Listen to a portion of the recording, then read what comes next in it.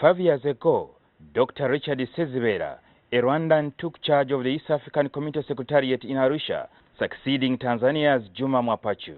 In April this year, Dr. Sezibera will be exiting the EAC Secretariat and handing it to Burundi's Liberat Mufumukeko, who was appointed by the heads of state at their 17th EAC summit earlier this month. The EAC treaty stipulates that the position is rotational among member countries. In his farewell remarks to the members of the East African Legislative Assembly in Dar es Salaam, Tanzania, Dr. Sezibera announced that the Assembly is now autonomous. This August House, the East African Legislative Assembly, has been granted financial and human resources autonomy. That also goes for the East African Court of Justice.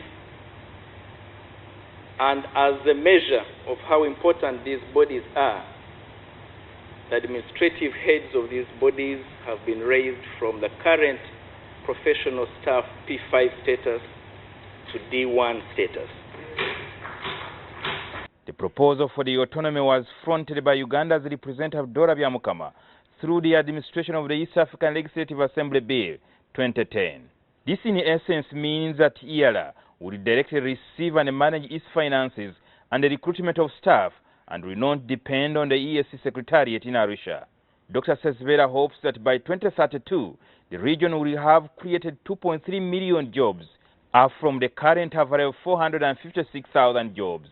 We want per capita income for every East African to be above 10,000 United States dollars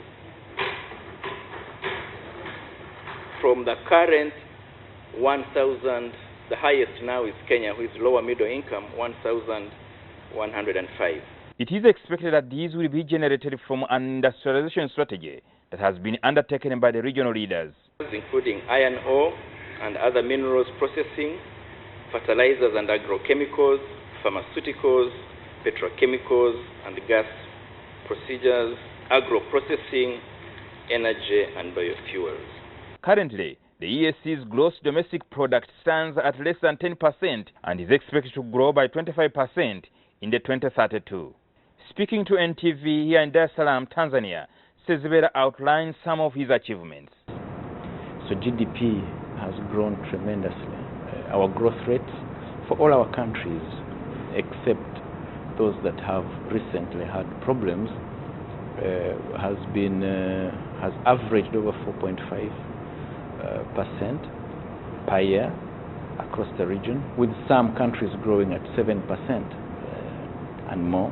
Earlier during the session, Kenya's lawmaker Abaka Ogre told Dr. Sezibera that he has left a number of unfulfilled promises. Nonetheless, our biggest regret is that our car grant has not been taken care of during the time of this.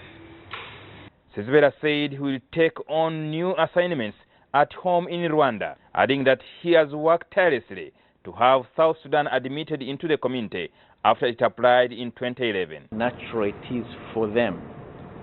They feel they are coming home, and they said so, and they applied to join the community. The admission of South Sudan into the community last week creates a wider market of 170 million people. Jingo Francis, NTV, Dar es Salaam in Tanzania.